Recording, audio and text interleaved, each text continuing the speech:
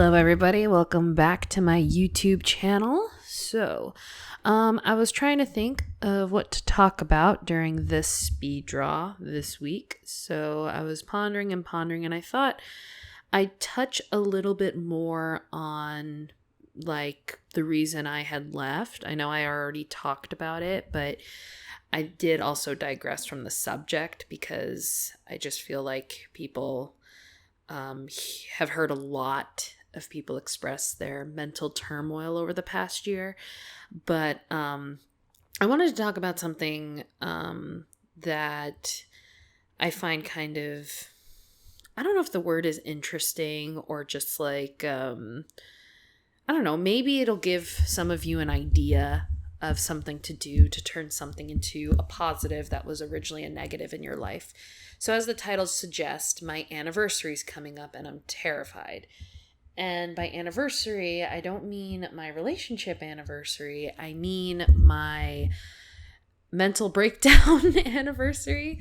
So that's coming up in March. I had been dealing with some mental problems earlier than that, like in February, like basically the entire month of February almost, around Valentine's Day or something like that is when it started, but it wasn't as bad as what happened mid-March. So I like to mark March as like when things really went downhill, like I was rock bottom.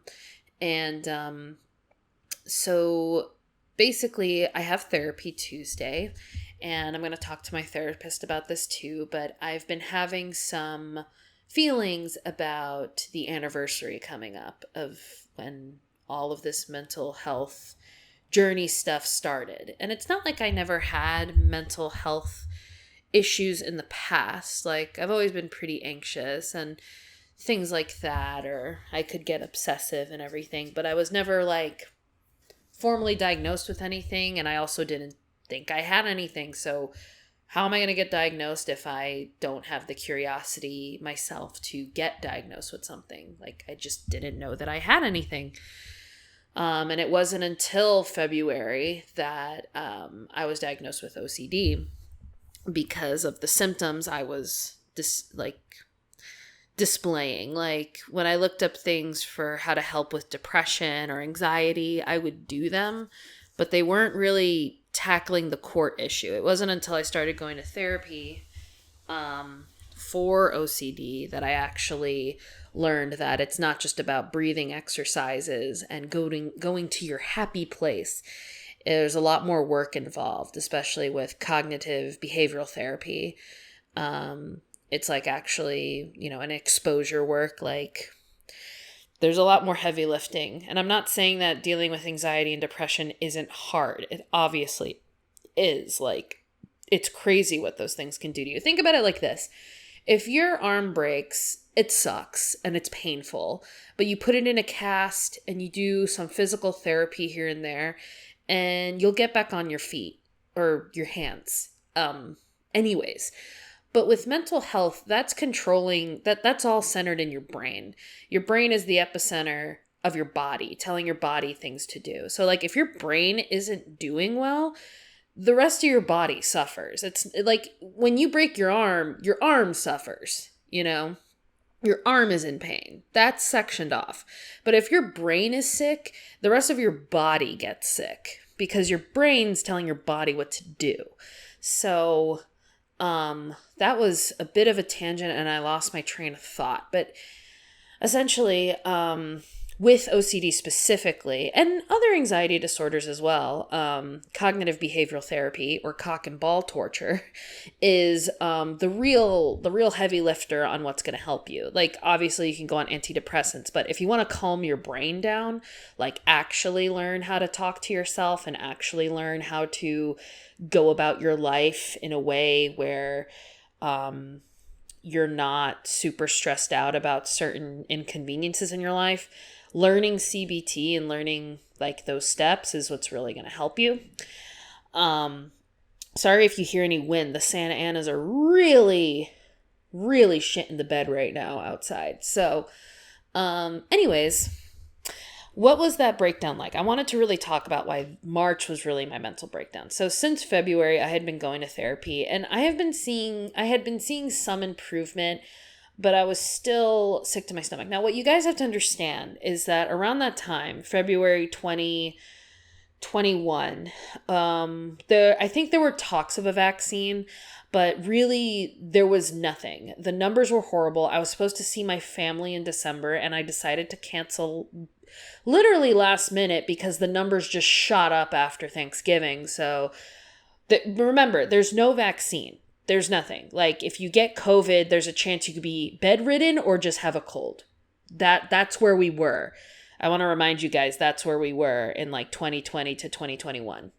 So February, there were talks of a vaccine and everything, but they were going through the different stages, like the different groups of who could have it. So technically, my group didn't qualify. To give you guys an idea, I'm fat, so technically I qualified earlier than like skinnier people. I'm just being honest. That's literally why I qualified early over the last group. But anyways, so basically I'm in that limbo state. Like I'm trying my best to do the CBT exercises, but every day is feeling like the same because we really are in fear of going outside and possibly catching it because we didn't have things like the vaccine yet. So then, and we've also been experimenting. Experimenting is a weird way to put it, but basically we've been using CBD oil to kind of calm us down.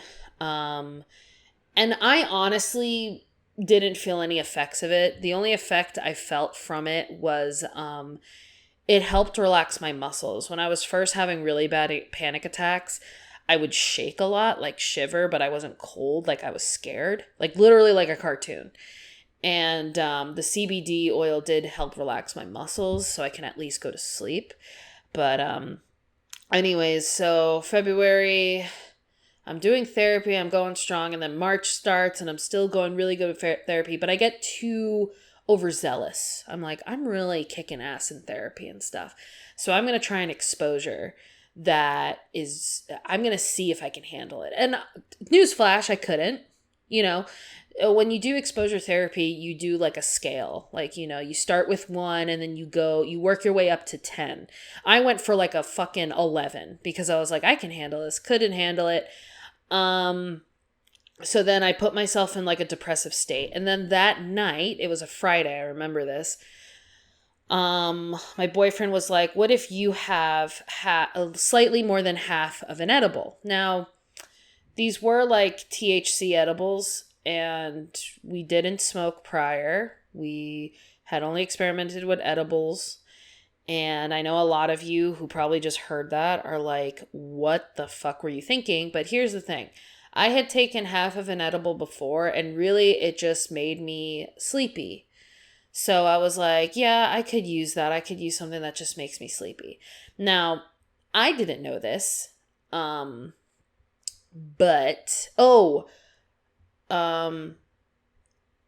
wait, no, never mind.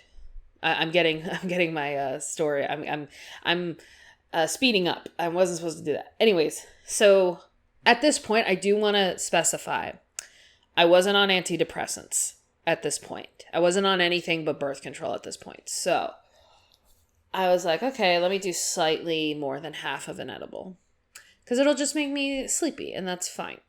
So I take the edible and, I'm not feeling great because I'm kind of depressed because I did an exposure I wasn't ready to do. I'm feeling anxious and depressed. But we just start watching TV and stuff like that, eating our food, whatever. It's fine. And then all of a sudden, I feel really nervous, really scared. And it's basically like they do in movies. Like, dude, I'm freaking out. Like, no. There's no other way to put it. Like, I was freaking out. I went to the floor, and the only way I can describe it is the sentence, something is really bad. Something really bad is happening. And then I started saying, Jesse, my boyfriend, I started saying, I'm going to die. No, no, no, no, no. You don't understand. Like, I am going to die. It's going to happen tonight. And he's laughing. He's like, you're not going to die. Because of course I wasn't. I was freaking out. But like, I cannot tell you the amount of fear, anxiety. It is the most dreadful feeling in the world to have a bad trip like that. So then my brother, I'm like on the floor face down, like not twitching. I'm like just contorting my muscles because I'm just feeling so horrible. I don't know how else to describe it. Like, I'm really freaking out. I'm like, no, no, no. Things are bad. Things are really, really bad. Things are like, it's like as if we were about to get hit by a meteor or something and no one else can see it but me, you know? Like, I'm the only one with reason. I'm like, dude, this is not fucking funny. I don't know why you're laughing right now. I am freaking out. This is so scary. So he calls up my brother because my brother has a lot more experience with like drugs and stuff than we do, mainly weed and stuff. And my brother is explaining to me on the phone that what I'm experiencing is, if I'm not mistaken, cannabis-induced psychosis. So basically, because I was depressed earlier, which this was new to me. This was news to me because I thought people smoked pot to help with depression and anxiety. And I know people do that. However, for me, all it did was exacerbate those things to a maximum degree. Like, it drained literally the last bit of serotonin I had in my body. And I was only full of dread, anxiety, and depression. It was horrific. And my brother said the best thing to do is to sit on the couch. He's like, get her to the couch. Put on a very familiar show, something from like your childhood. Like, we put on Ed, Edd and Eddy, but like basically put on something very familiar and just watch it and just lay down and relax. So eventually I came down from that. But that whole weekend, I was in a constant state of anxiety, shakes. Like, I was inconsolable, I guess is the word. I couldn't be consoled. I couldn't be calmed down. I couldn't be comforted in any way, shape, or form. To the point where I kept saying to my boyfriend, I need my brain to stop. I had to call the hotline twice because my boyfriend didn't know what to do. And he was like, maybe they can help. And I just didn't know. Like, I had to choose my words carefully. Because when I was saying things like I want my brain to stop, I wasn't having, like, trigger warning, I'm about to talk about, like, offing yourself, if you will. I wasn't having, like, unliving, how do people on YouTube say it? I wasn't having unliving thoughts. I just wanted my brain to not be giving me images that I didn't want to see. Obviously, with OCD, intrusive thoughts are, like, a big problem, and I was having a ton of them. So then my friend Alice, who's a real goat, fucking finds out about this mental health urgent care, and she and my boyfriend take me Monday, and I talk to a counselor and a psychiatrist and get not diagnosed again. Like I said, I was seeing a therapist, but basically they prescribed me 5 milligrams at first. Now I'm on 10 milligrams of acetalopram. I always say it wrong, but let me see. It says it right here. Acetalopram, a generic for Lexapro. I usually just tell people I'm on Lexapro. And also 300 milligrams of gabapentin that I was able to take like 3 times a day.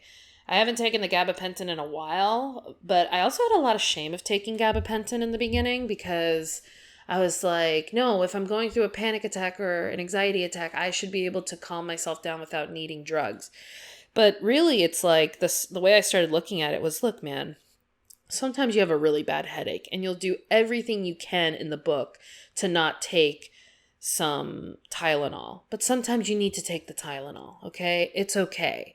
You need to take the Tylenol to function sometimes. So that's how I started looking at the gabapentins. Like sometimes the panic attack or anxiety attack is so strong, like in order to function, you're going to need to take a gabapentin. But to be honest, I don't like how they make my brain feel. They make my brain feel very fuzzy, so I don't like taking them. So I try to avoid them, to be honest, but if I know myself enough that if I have a really bad panic attack, like I know to take one, but I'm not ashamed of it anymore. It's just, I just don't like how they make me feel. So anyways, I'm on such a tangent now. Um, so that happened the week of like March, like somewhere in mid-March. And basically, the anniversary of that's coming up, which is starting to bring up some feelings of anxiety because it's like, oh my God, it's the anniversary of when all of this happened. And I'm having all those memories again. But I'm in a much better place now because I was just able to tell the story to you guys and not cry or anything like that. But basically, my boyfriend, who's basically the most amazing person that exists, was like, what if for the anniversary of this, we celebrate it, you know? And I was like, celebrate it? He's like, yeah, what if we like go somewhere nice, have a fun weekend to celebrate your, oh no, I'm not going to get emotional.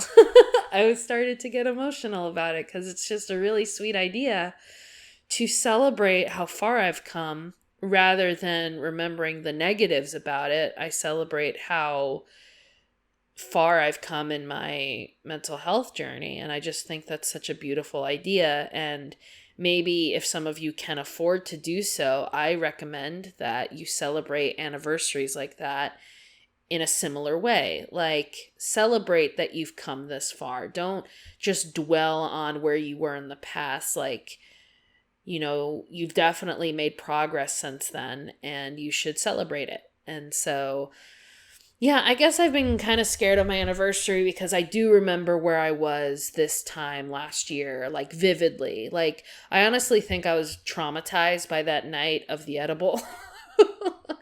And I feel like embarrassed saying that, but it really was the scariest moment of my life because I don't know how else to say it, but I thought I was going to die. Like, people react that way all the time. Like, I've seen videos of people having bad trips and they'll say, oh, dude, I'm dying. I don't know.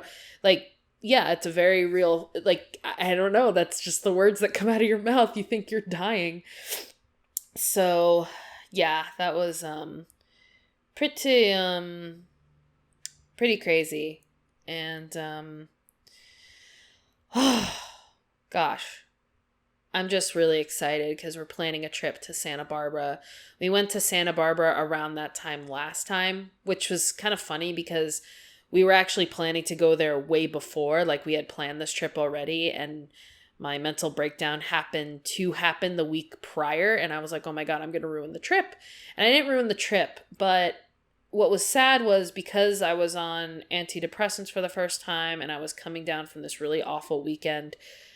When you're like depressed, like, I don't know how to describe it to people who've never been to in this state. You could be surrounded by the most beautiful, enchanting sights and views, and I was in Santa Barbara. Santa Barbara's beautiful. But I wasn't able to take in anything.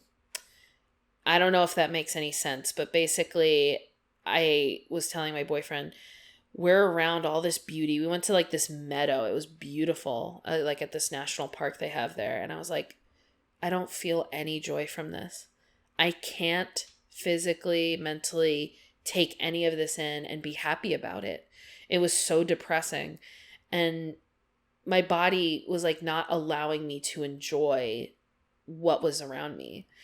So I'm so excited that we're going back because we're going to see new stuff this time, but like, I'm actually going to be able to take it all in and be excited and happy. So I can't wait for my anniversary. It's just been something that makes me nervous every once in a while. But when I remember like how far I've come in therapy and in my, journey with medication, I am so proud of myself. And I'm just so excited, for, all of this to happen. And it was really good to talk about it. I've never actually like really gone in depth about what happened because it was just too scary to relive, but I'm really glad I was able to share that with you guys. And maybe it helped you guys. Maybe it gave you an idea, to do something like that for yourself, to like celebrate how far you've come rather than remembering it and being re-traumatized. because that's what I'm going to do, and I'm very excited about it. I'm hoping this weekend we actually get to book some stuff and plan some things. So we're coming near the end of the speed draw. I really want to thank you guys for listening, and just a reminder that there is an alternative speed draw commentary on my Patreon that talks more about my short horror film that I've been working on. In that, I talk about my characters that are in the short horror film and go a little bit more in depth in their personalities. So if you are interested in that, consider becoming a patron. And it's only $1 a month. I don't charge more than that because sometimes I get busy with client work. So I would feel terrible if I was charging more and I can't put my every hour into it. So it's just $1 a month. So if that interests you, please go check it out. And I'll do another speed draw and talk to you guys soon. So thank you so much for listening and watching today. And I'll see you guys next time. Bye.